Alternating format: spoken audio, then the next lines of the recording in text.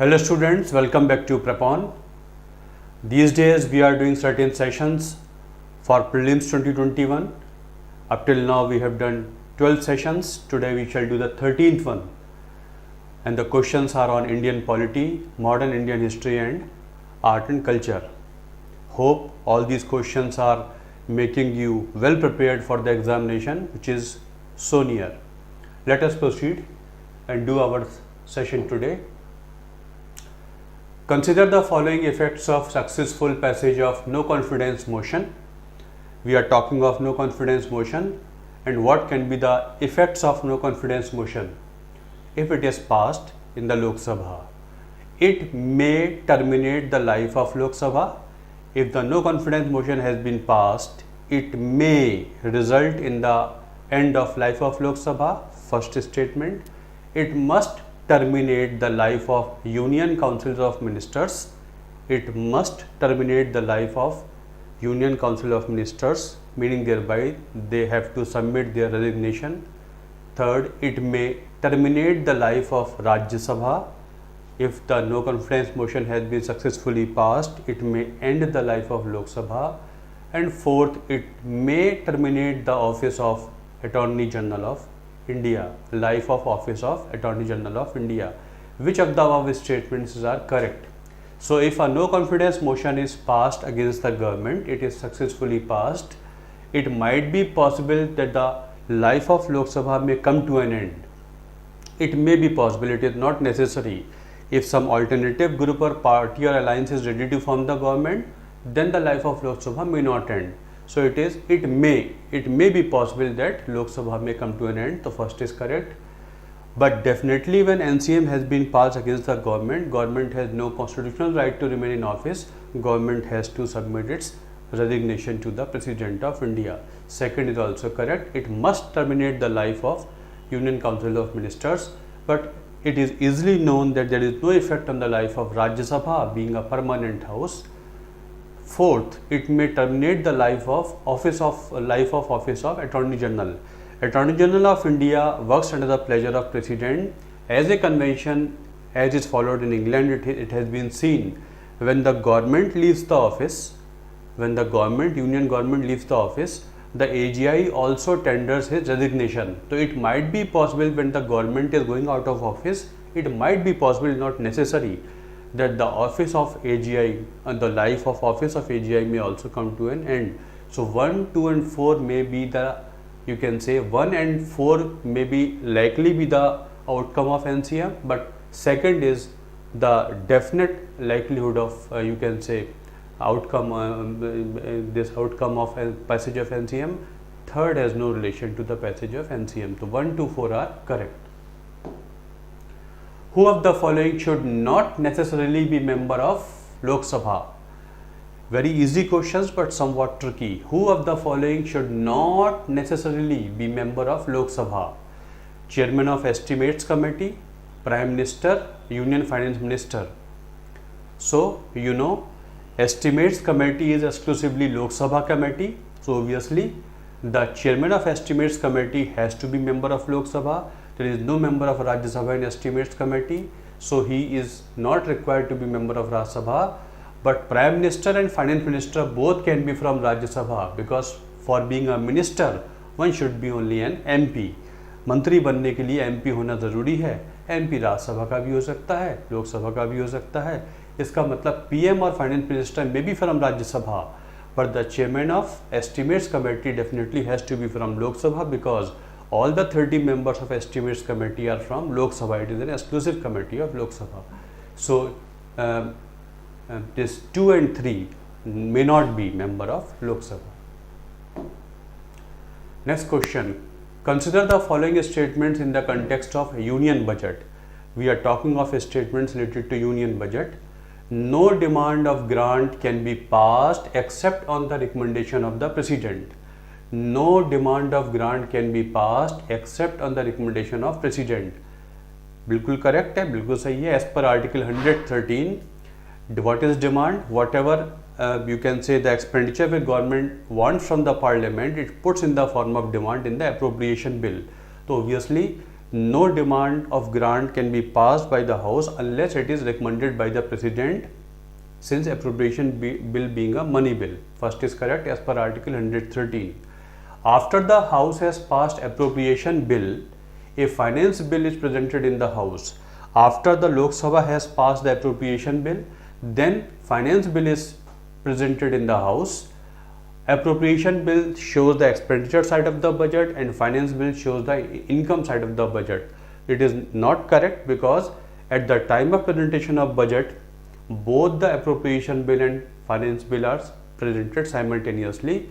It is not that when appropriation bill has been passed, then finance bill is passed in the House. So second is not correct, first is correct. Consider the following statements. The Speaker is the final interpreter of the rules of procedure of the House. Speaker being, you can say, Speaker represents the Lok Sabha. So if any ambiguity arises, that there is some doubt in the interpretation of any rules of the procedure of the House, obviously whatever a Speaker says becomes the final interpretation. That is correct. A Speaker is the final interpreter of the rules of procedure of the House. That is very much correct. When the resolution for removal of a Speaker is under consideration in Lok Sabha, he shall not participate in the proceedings of the House.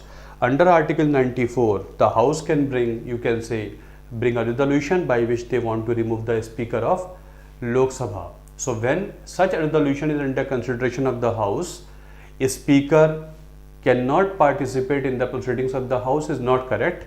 He cannot preside the House, but he can act as member in the House and he can vote for himself as well. So he can participate in the proceedings of the House when the resolution for his removal is under consideration.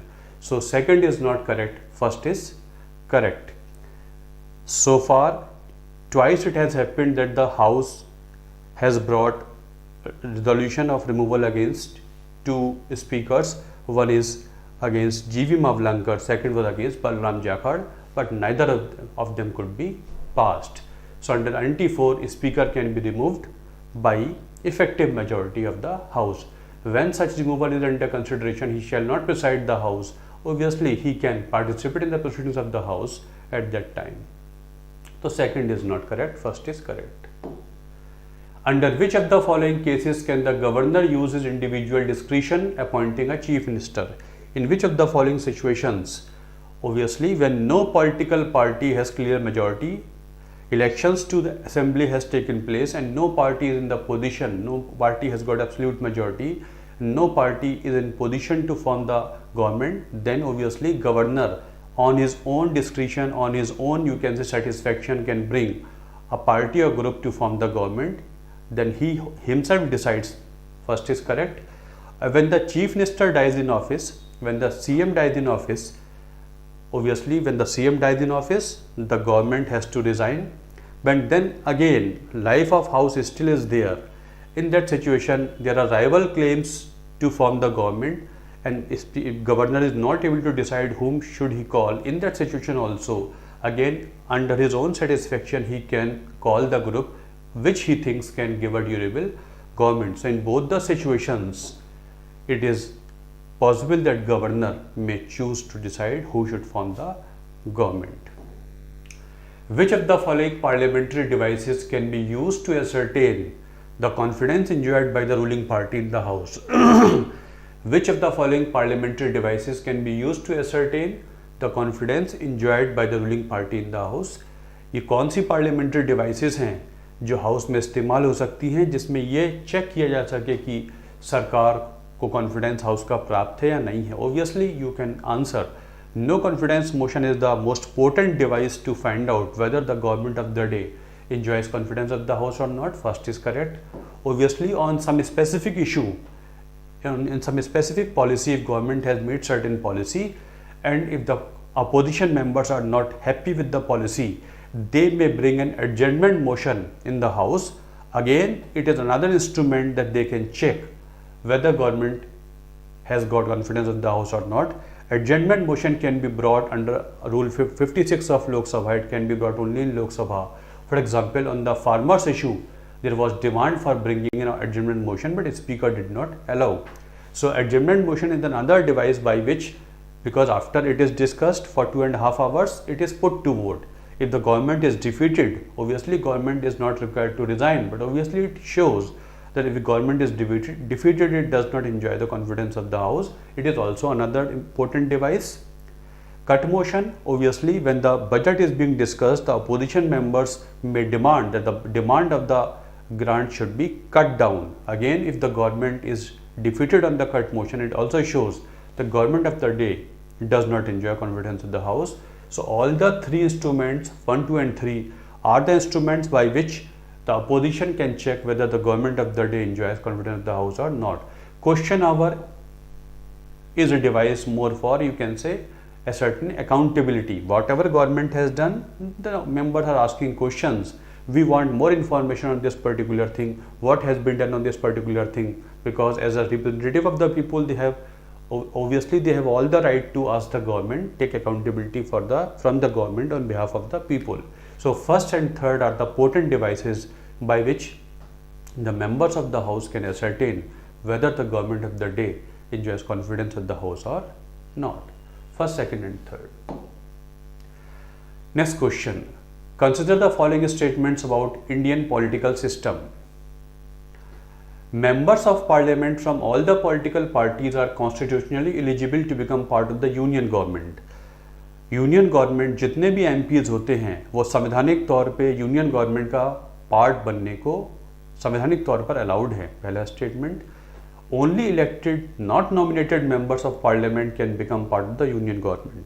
सिर्फ elected members ही सरकार में मंत्री बन सकते हैं, nominated नहीं बन सकते. तो सेकंड तो बिल्कुल ही गलत है. मंत्री बनने के लिए सिर्फ MP होना ज़रूरी है. MP चाहे नॉमिनेटेड हो या इलेक्टेड हो, तो सेकंड गलत हो जाता है. और obviously for becoming a minister one should be an MP. It depends upon the prime minister of that particular government whether he inducts the minister from his own government और from other parties as well. So it is what is necessary is that one should only be an MP. So all the MPs in the Lok Sabha or Raj Sabha, they all are eligible to become what? Minister in the union government. Obviously political system says that it is quite likely that those who are the ruling party, who are having the majority, all the ministers will belong to that particular party or alliance. But it is also possible that PM may induct some his non-party members as ministers, as Jawaharlal Nehru had in his government Dr. B.R. Ambedkar and Shyama Prasad Mukherjee. So all the MPs are eligible whether they belong to the ruling party or opposition party. So first is correct, second is not correct. Constitutionally they are eligible, but if we go by the politics, they definitely will not be inducted. Okay, there is third statement also. All the executive actions of the union are expressed to be named in the name of Prime Minister.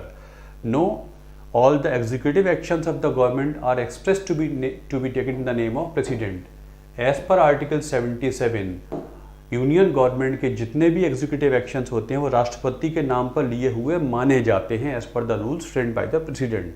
तो राष्ट्रपति के नाम पर, not prime minister के नाम पर. उन्हें लेते प्राइम मिनिस्टर हैं बट वो माने जाते हैं in the name of president as पर article 77.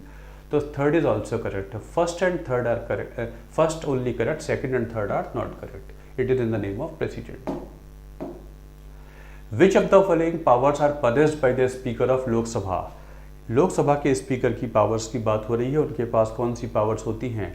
He has administrative powers, quasi judicial powers, legislative powers, accepting resignation of a member of the house who is also prime minister. Obviously he is the administrative head of Lok Sabha, so he has administrative powers also. A speaker has administrative powers. Lok Sabha secretariat works under his administrative control. Correct. He also has quasi judicial powers. Obviously when the resolution for removal of various functionaries are under consideration, he acts as what?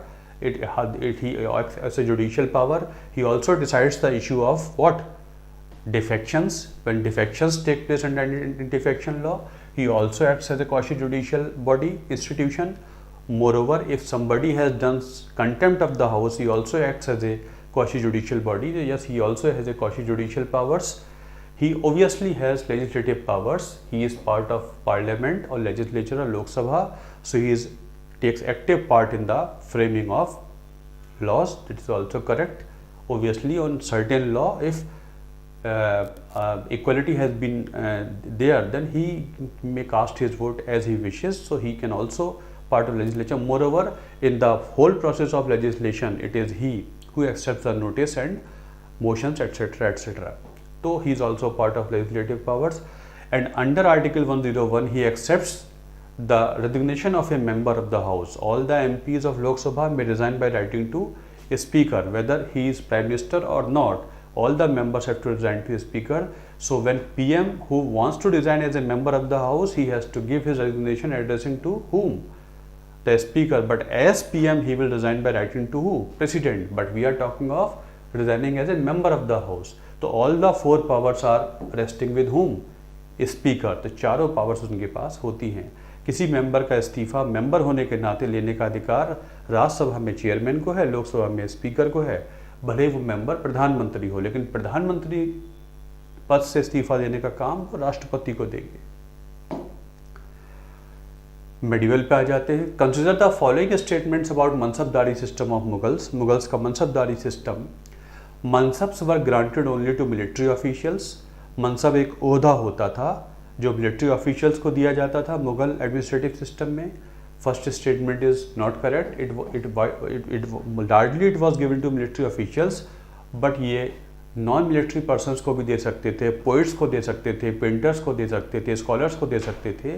ज़रूरी नहीं है कि ये उन्हीं को दिया जाए जो मिलिट्री ऑफिशियल्स हैं. तो पहला गलत है. All the mansabdars were bound to maintain a fix number of soldiers. No. जो पेंटर है फॉर एग्जांपल उनको एक मनसब दे दिया गया और उस मनसब से और जो उनको उसका जो रेवेन्यू दिया गया, जागीर दी गई, जो हिस्सा दिया गया लैंड, उससे आने वाला जो पैसा है वो उनके लिए स्कॉलरशिप है. Not every mansabdar was required to maintain a fix number of soldiers. Second also not correct. It was a system of decentralized military administration under the Mughal. No, it was not decentralized system. It was a centralized system. It was not that कि provincial administration mansabdar के under में है और वो autonomously काम करता है. The whole military system was, whole administrative system was totally centralized. So all the three statements are wrong so far as मनसबदारी system is concerned. मनसब एक ओहदा होता था जो मुगल्स अपने इम्पॉर्टेंट ऑफिशियल्स को देते थे. जितना बड़ा नंबर है उतना बड़ा ओहदा होता था. और मनसबदार जो मिलिट्री काम करते थे उनको जो लैंड मिलती थी उसे जागीर कहते थे. तो जागीर से रेवेन्यू कलेक्शन उनका काम है और जागीर का एडमिनिस्ट्रेटिव सिस्टम वो खुद देखते हैं. और हर 2-3 सालों में जागीर शिफ्ट हो जाया करती थी. तो all the three are not correct. In the context of history of south India in the early medieval period consider the following pairs. हम साउथ इंडियन हिस्ट्री की बात कर रहे हैं. यहाँ से भी कई सारे क्वेश्चंस टर्म्स बेस्ड आ जाते हैं. उर, नानादेशी, नाडू एंड कुर्रम. और इनके मीनिंग क्या है रिलेटेड टू. उर विलेज असेंबली हुआ करती थी. It is correct. Chola administrative system में उर एक विलेज असेंबली हुआ करती है. नानादेशी ट्रेडिंग गिल्ड हुआ करती है. ट्रेडिंग गिल्ड या जो ट्रेडिंग बॉडीज होती हैं जो जगह जगह व्यापार करती हैं. तो नानादेशी कई और भारत के बाहर भी व्यापार करती थी. तो it was a trading guild. Correct है. नाडू डिस्ट्रिक्ट होता था. It was not province. It was district. District को नाडू कहते थे. Not correct. कुर्रम विलेज होता था. कुर्रम विलेज होता था. और तन कुर्रम अर्बन एस्टेब्लिशमेंट होता था. कल आपको बताया था तन कुर्रम या तनियूर. तो second and third are not correct. First and second are correct. In Chola administration, Ur was a type of village assembly. Nanadeshi was a trading guild which used to operate in different countries. Trading guild होती थी. Nanu was a district. Kurram was a village. और तन कुर्रम या तन्यूर was a some sort of urban establishment bigger than a village. तन Kurram. Wariyam village committee होती थी. Ancient philosophy पे आ जाएं. यहाँ से भी क्वेश्चंस आ जाते हैं. The Sankhya system of philosophy resembles Jain philosophy based on dualism of जीव एंड अजीव. जो सांख्य सिस्टम फिलॉसफी का है ये जैनिज्म जैसा है कि जीव और अजीव के संगम से जो जैन फिलॉसफी है ऐसे ही सांख्य में बोला गया है प्रकृति और पुरुष के संगम से क्रिएशन होती है. तो ये करेक्ट है बिल्कुल. जैसे सांख्य है ऐसे ही जैनिज्म है. बिल्कुल सही है. द वर्ल्ड अकॉर्डिंग टू मीमांसा philosophy has always existed and is without beginning और and.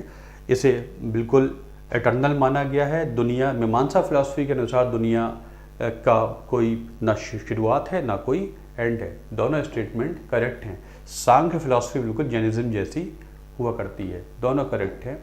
Sankhya is a system of dualistic realism. In this philosophy, the two ultimate eternal realities are recognized as spirit, Purush, and nature, Prakriti. According to the philosophy of unfolding of the new world begins only when Purush and Prakriti associate. It is similar to the concepts of Jiva and Ajiva of Jainism. ये concept बहुत tough होते हैं, इनको ध्यान से समझ लीजिएगा। According to Mimamsa, the world has always existed and without beginning or end. According to Sankhya philosophy, the presence of divine agency is not essential to the creation of world. जो early Samkhya philosophy होती थी, जैसे जैनिज्म में बोलते हैं दुनिया को बनाने वाला कोई नहीं है, एक नेचुरल लॉ से चलता है, ऐसी सांख्य में माना जाता था। The world over its creation evolution more to nature of prakriti than to any divine agency, जैसे जैनिज्म में कहते हैं। तो Samkhya philosophy, early Samkhya philosophy is similar to Jainism. The principal object of Mimamsa philosophy was to acquire heaven and salvation, and the person will enjoy the bliss of heaven as long he accumulated acts of virtue last. In order to attain salvation, the Mimamsa strongly recommended performance of Vedic sacrifices. Mimamsa philosophy वेदों पे आधारित है। कर्म कांडीय कांड को करने से virtue आपके पास रहेगी और जब तक वर्च्यू चलेगी you will enjoy the bliss. तो मीमांसा वैदिक सिस्टम पर आधारित है। Very very important. Modern India, the Widows Remarriage Act 1856 passed at the instance of Ishwar Chand Vidyasagar, legalized widow remarriages and also with the right to inherit deceased husband's property. जो window remarriage act पास हुआ है 1856 में, ये तो सही है कि widows को शादी करने का अधिकार दे दिया गया है, लेकिन साथ साथ उनको डिसीज्ड हस्बैंड की प्रॉपर्टी इनहेरिट करने का अधिकार भी इस कानून के अंतर्गत दिया गया है। तो ये गलत है।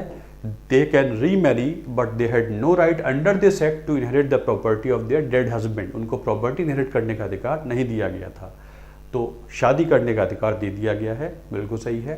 After the passage of the act, the widow remarriage gradually obtained social sanction. और ये जो कानून पास हो गया उसके बाद सोसाइटी भी फ्री हो गई। सोसाइटी ने विडो रीमैरिज को सैंक्शन देनी शुरू कर दी और ये चीज़ें आगे बढ़ने लगी। It is not correct. Even though law has been passed, society was, you can so orthodox, it did not give sanction to widow remarriages. It took very, very long time when society started accepting widow remarriages. So even though law was passed, still society did not give any sanction to widows remarriages. So both the statements are not correct. It was passed at the instance of Ishwar Chand Vidyasagar. For the advancement of knowledge of science among Indians, the Indian Association for Cultivation of Science was founded in 1876 by. This question seems to be very, very important for this year because on the occasion of National Science Day, Prime Minister Modi spoke about this particular body. For the advancement of knowledge of science among Indians, the formation of this body was done in 1876 by Madan Lal Sarkar. You can remember around this time various political organizations were being formed by various educated Indians. Indian association बनी है इस समय, उससे पहले पूना सार्वजनिक सभा बनी थी और बहुत सारी पॉलिटिकल बॉडीज बनती जा रही हैं। उसी समय एक बॉडी बनती है called Indian Association for Cultivation of Science by Madan Lal Sarkar. ये बॉडी बनी है, मतलब उस समय भी साइंटिफिक आउटलुक पे काम हो रहा था। Indians were doing very very well in the cultivation of science. Madan Lal Sarkar played a very very important role and all of them were related to this particular body. और जितने भी नाम लिखे हुए हैं सभी इससे संबंधित रहे हैं, सभी ने इसमें काम किया है। Indian Association for Cultivation of science was founded in Calcutta. Correct. Which of the following organization was formed at the All India Depressed Classes Leaders Conference in 1926? All India Depressed Classes Leaders की conference हुई है 1926 में। उसमें कौन सी body बनी थी? All India depressed classes association, all India depressed classes congress, all India depressed classes league और शेड्यूल्ड कास्ट फेडरेशन। कौन सी बॉडी बनी है? So we are talking of movement for depressed classes.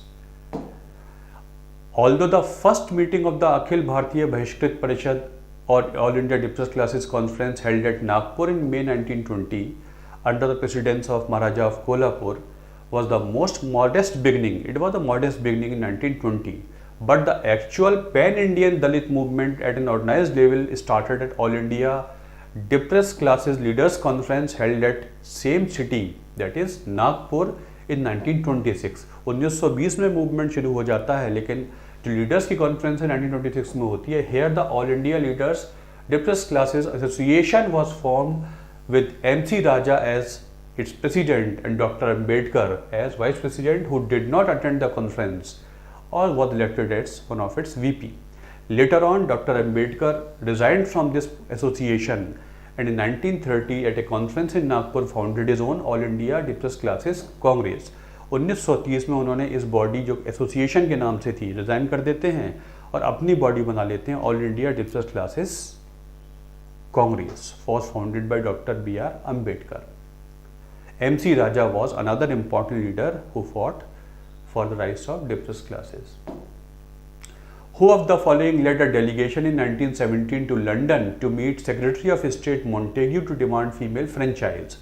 1917 में इनमें से कौन एक महिलाओं का डेलीगेशन लेकर लंदन गया था और महिलाओं को भी वोटिंग का अधिकार मिलना चाहिए? Annie Besant, she was very popular around that time, और इट वॉज सरोजिनी नायडू, और मार्गरेट कजिन्स, और it was Kamala Devi Chattopadhyay. Who led this delegation? Obviously it was Sarojini Naidu. Do not commit a silly mistake if you know it was not any Besant, it was Sarojini Naidu. The period after First World War witnessed the rise of two eminent women in Indian politics. Annie Besant, the president of the Theosophical Society and founder of the Home Rule League, was elected president of Congress. The same year, 1917, Sarojini Naidu, the English educated poet who had been delivering patriotic speeches at Congress since 1906, led a delegation to London to meet Secretary of State Montagu to demand female franchise. महिलाओं को भी vote देने का अधिकार देना चाहिए. The following year, 1918, she moved a resolution at the Congress session demanding equal eligibility for voting rights for both men and women. So it was Sarojini Naidu. She went to London to demand from Montagu that महिलाओं को भी vote देने का अधिकार देना चाहिए. 1919 का जो एक्ट आया था, गवर्नमेंट ऑफ इंडिया एक्ट, उसमें विमेन फ्रेंचाइज के लिए कोई साफ बात नहीं की गई थी, कोई साफ नहीं बोला गया था. बट 1920 के बाद प्रोविंशियल स्तर पर महिलाओं को वोट देने का या मेंबर बनने का अधिकार देना शुरू कर दिया गया था. Who of the following established समाज समता संघ in 1927 to propagate the idea of social equality between caste Hindus and untouchables? Hindus और अनटचेबल्स या डिप्रेस क्लासेस के बीच में एक इक्वलिटी डेवलप हो जाए, उसके लिए समाज समता संघ 1927 में किसने बनाया था? इट वॉज गांधी जी, और इट वॉज MC राजा, और जगजीवन राम, और doctor B.R. Ambedkar. So you should not get confuse, it was doctor B.R. Ambedkar. जो हिंदू हैं और जो डिप्रेस क्लासेस अमंग हिंदूज हैं, इनके बीच में एक सामंजस्य बैठ जाए, इक्वलिटी बैठ जाए, उसके लिए डॉक्टर अम्बेडकर स्टार्टेड समाज समता संघ in 1927. So these are certain questions which I have discussed with you today, and they have been taken from Sumit Sarkar, Bipin Chandra, Shekhar Bandyopadhyay, NCERTs, and these are very important questions. Definitely are going to help you this way, that way in your exam. So hope you are benefited. If you are benefited, you may like the channel, you may subscribe it, you may also share it. Thanks a lot for watching this video. Thank you.